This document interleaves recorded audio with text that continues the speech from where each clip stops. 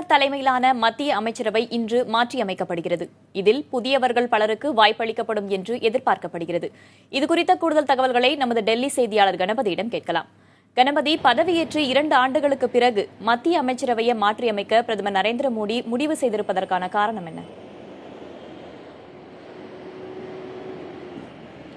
அரசியல் ரீதியாகவும் அரசாங்க ரீதியாகவும் அடுத்த 3 வருடங்களிலே கட்சியை தொடர்ந்து வலுப்படுத்த வேண்டும். அடுத்து வரும் உத்தரப்பிரதேசம், பஞ்சாப், உத்தராகண்ட், குஜராத் போன்ற சட்டசபை தேர்தல்கள், அதன் பிறகு 2019ஆம் வருடத்திலே பொது தேர்தல் ஆகியவற்றுக்கு கட்சியை தயார்படுத்த வேண்டும் என்ற 2 நோக்கங்களுடன் பிரதமர் நரேந்திர மோடி தனது அமைச்சரவையை மாற்றியமைக்கிறார். அமைச்சரவையிலே பல புதுமுகங்கள் வர இருக்கிறார்கள். ஆகவே இந்த சூழ்நிலையிலே அரசுடைய குறிக்கோள் கிராமப்புற மக்கள், விவசாயிகள், ஏழைகள் ஆகியோர் நலனுக்காக பாடுபடுவது என இறுதி செய்து அதன்படியே நடக்க வேண்டும் என பிரதமர் நரேந்திர மோடி முடிவு செய்திருக்கிறார். ஆகவே இனி அமைச்சரவையிலே வர இருப்பவர்கள் அதற்கு ஏற்றாற்போல கொண்டு வரப்படுகிறார்கள்.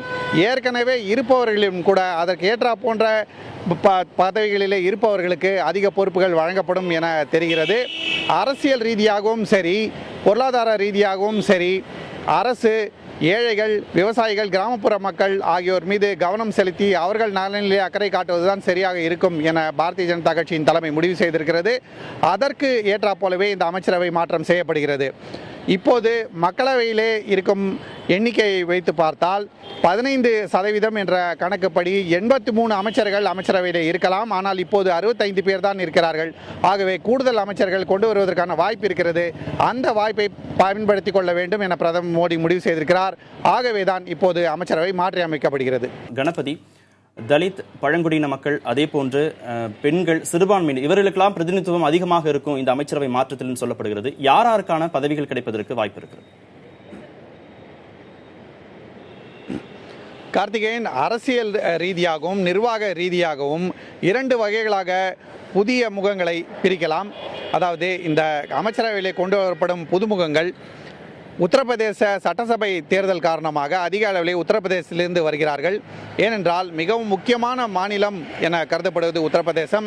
அந்த மாநிலத்திலே சட்டசபை தேர்தலிலே பாரதிய ஜனதாவுக்கு வெற்றியை பெற்றுத்தர வேண்டும் என்பதற்காக பெரிய வியூகம் வகுத்திருக்கிறார் அமித்ஷா.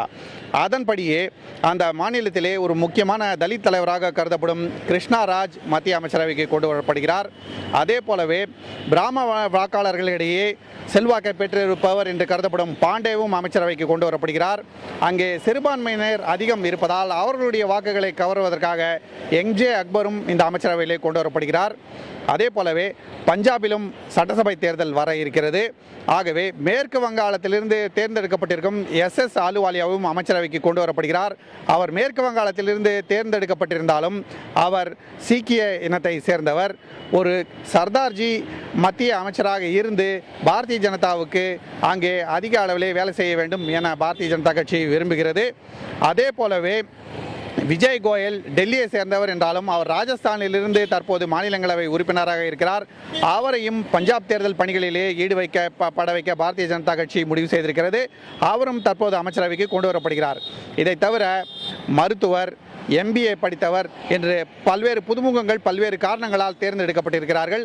இதை தவிர மாநிலங்களிலே அமைச்சர்களாக பணிபுரிந்த பலரும் கொண்டு வரப்படுகிறார்கள்.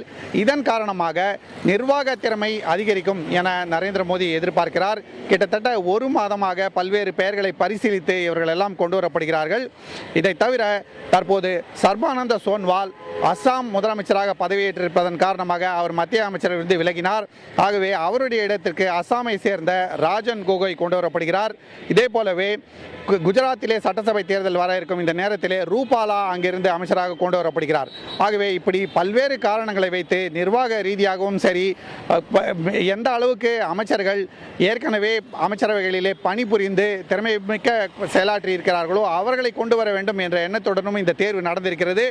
ஆனால் இந்த தேர்வுக்கு பிறகு அவர்களுக்கு என்னென்ன இலாக்காக்கள் ஒதுக்கப்படும் என்பதை பொறுத்திருந்து பார்க்க வேண்டும். கார்த்திகேயன். கணபதி, புதிய அமைச்சரவையில் எந்தெந்த இணை அமைச்சர்களுக்கு மத்திய அமைச்சர்களா பதவி உயர்வு வழங்க வாய்ப்பு இருக்கு? இந்த மத்திய அமைச்சரவை மாற்றத்தை பொறுத்தவரை மிகவும் முக்கியமான அமைச்சர்களான ராஜ்நாத் சிங், அருண் ஜேட்லி, சுஷ்மா ஸ்வராஜ் மற்றும் பரிக்கர் போன்றவர்களுக்கு எந்த விதமான இடமாற்றமும் இருக்காது என்று சொல்லப்படுகிறது. அதே நேரத்திலே ஜூனியர் மினிஸ்டர்ஸ் என்று சொல்லப்படும் இணையமைச்சர்களாக இருக்கும் நிஹால் சந்த் போன்றோர் இந்த அமைச்சரவையிலிருந்து விடுவிக்கப்படுகிறார்கள். நிஹால் சந்துக்கு எதிராக ஒரு கற்பழிப்பு வழக்கு இருக்கிறது. ஆகவே அவர் அமைச்சரவை விட்டு போகக்கூடிய சூழ்நிலை உருவாகி இருக்கிறது. இதை தவிர ரமேஷ் கத்தாரியா, சாவர்லால் ஜாட் மற்றும் வாசவா, முகுந்த் குந்தாரியா, சித்தேஸ்வரா ஆகியோரும் அமைச்சரவையிலிருந்து வெளியேறுகிறார்கள். இன்றைக்கு அமைச்சரவை 11 மணிக்கு பொறுப்பேற்கும் போது சிவசேனாவை சேர்ந்த யாரேனும் அமைச்சர் ஒருவர் இந்த அமைச்சரவையில் சேரலாம் என எதிர்பார்க்கப்பட்டது. அப்படி யாருக்கும் இடம் அளிக்கப்படவில்லை என தெரிகிறது. ஆகவே சிவசேனாவின் பிரதிநிதியாக ஏற்கனவே இருக்கும் அனந்த் கீதே இந்த பதவியேற்பு நிகழ்ச்சியிலே பங்கேற்க மாட்டார், புறக்கணிப்பார் என்று சொல்லப்படுகிறது. அதே சமயத்திலே மூத்த அமைச்சரான சுஷ்மா ஸ்வராஜ் இந்த கூட்டத்தில் பங்கேற்க மாட்டார், இந்த நிகழ்ச்சியிலே பங்கேற்க மாட்டார். ஏனென்றால் அவர் ஒரு ஹங்கேரிய அமைச்சரை அந்த சமயத்தில் சந்திக்க வேண்டியிருக்கிறது. நான் இந்த நிகழ்ச்சியை புறக்கணிக்கவில்லை, ஏற்கனவே ஹங்கேரிய அமைச்சரை சந்திக்க வேண்டியிருப்பதால் அதை மாற்றாமல் அந்த நிகழ்ச்சியிலே நான் கலந்து கொள்கிறேன் என்று சுஷ்மா ஸ்வராஜ் சொல்லியிருக்கிறார். இன்றைக்கு அமைச்சரவை மாற்றி வைப்பு நடந்த பிறகு பிரதமர் நரேந்திர மோடி தன்னுடைய புது முகமான அமைச்சரவையை சேர்ந்த அமைச்சர்களை அனைவரையும் சந்திக்கிறார். சந்தித்து அடுத்த 3 ஆண்டுகளிலே என்னென்ன வேலை செய்ய வேண்டும் என்பதை பற்றி அவர்களுக்கு விளக்க இருக்கிறார். பொதுவாக அமைச்சரவையில யாரை சேர்க்கலாம், யாரை நீக்கலாம் அப்படிங்கிற முடிவு கட்சி தலைமையிடமோ அல்லது துறை சார்ந்த தன் சகாக்களோடு உரையாடுவது வழக்கமான இந்த முறை இதுக்காக ஒரு ஸ்பெஷல் டீமை மோடி ஃபார்ம் பண்ணியிருந்தாரு. அதுல சுப்ரீம் கோர்ட் வழக்கறிஞர், அதே போன்று ஒரு ஜேர்னலிஸ்ட், கன்சர்வேட்டிவ்ஸ், அந்த மாதிரி ஒரு பலதரப்பட்ட ஒரு நிபுணத்துவம் சார்ந்த ஆட்கள்லாம் அதுல இருந்தாங்கன்னு சொல்லப்படுகிறது. இதற்கான முக்கியத்துவமா நம்ம என்ன பார்க்கலாம்? கார்த்திகேயன், எந்த அளவுக்கு இந்த அமைச்சரவை மாற்றத்துக்கு நரேந்திர மோடி முக்கியத்துவம் கொடுக்கிறார் என்பது இதன் மூலமாக நமக்கு நன்றாக தெரிகிறது. ஏனென்றால் கிட்டத்தட்ட 2 மாத காலமாக திட்டமிட்டு எந்தெந்த அமைச்சரின் நிர்வாக திறமை எப்படி இருக்கிறது என்று ஒவ்வொரு துறையாக அதிகாரிகளிடம் கேட்டு, கட்சியை சேர்ந்தவர்களிடம் கேட்டு, சம்பந்தப்பட்ட அமைச்சர்களிடம் கேட்டு பிரதமர் நரேந்திர மோடி முடிவு செய்திருக்கிறார். அதை தவிர அவரும் கட்சி தலைவரான அமித்ஷாவும் நிதியமைச்சரான அருண்ஜேட்லியும் இறுதி கட்டமாக இந்த பெயர்களை பரிசீலித்து நேற்று இரவு தான் முடிவு செய்திருக்கிறார்கள். அதுவரை இந்த பெயர்கள் எல்லாம் ரகசியமாகவே வைக்கப்பட்டிருந்தன. உத்தரப்பிரதேசத்தை பொறுத்தவரை அனுப்பிரியா பட்டேல் அப்னாதல் கட்சியை சேர்ந்தவர். அந்த கட்சி பாரதிய ஜனதாவுடன் இணைய வேண்டும் என்று தற்போது பேச்சுவார்த்தை நடந்து கொண்டிருக்கிறது. அவரை அமைச்சரவையில் கொண்டு வரலாம் என முடிவு செய்யப்பட்டது. ஆனால் அது பற்றி கூட நேற்று இரவு தான் இறுதி முடிவு எடுக்கப்பட்டது என்று சொல்லப்படுகிறது. அந்த அளவுக்கு பாரதிய ஜனதா தலைமை மிகவும் ரகசியத்தை காற்று, யார் வருகிறார்கள், யார் அமைச்சரவையிலிருந்து விலகப் போகிறார்கள் என்பதை பற்றிய விவரங்களை எல்லாம் வெளியிடாமலே வைத்திருந்தது. கொஞ்சம் கொஞ்சமாக இன்று காலையிலிருந்து இந்த தகவல்கள் கசிந்து கொண்டிருக்கின்றன. அந்த வகையிலே பார்த்தோம் என்றால் வழக்கறிஞர், மூத்த பத்திரிகையாளர், ஒரு சிறப்புமிக்க மருத்துவர், ஒரு MBA படித்தவர் போன்ற பல்வேறு புதுமுகங்களை இந்த அமைச்சரவையிலே காண முடியும் என பாரதிய ஜனதா கட்சியை சேர்ந்தவர்கள் சொல்கிறார்கள். இதற்கு பிறகு அமைச்சரவையின் நிர்வாக திறமை மேலும் அதிகரிக்கும் என்றும் அவர்கள் நம்புகிறார்கள். இதெல்லாம் எந்த அளவுக்கு சரியாக இருக்கிறது என்பதை பொறுத்திருந்து பார்க்க வேண்டும். கார்த்திகேயன்.